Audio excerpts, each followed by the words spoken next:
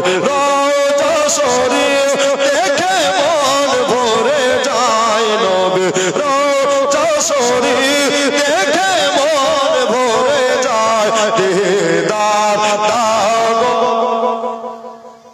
Medina দিদার দাও গো শাহে Medina আর সর বেমান করেছে আল্লাহ কত সর কত মোর কাবুলিওয়ালা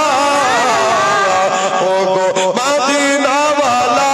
কাছে ডাকো না ধরে সুবহানাল্লাহ আরেকবার ধরে বলুন ও গো মদিনা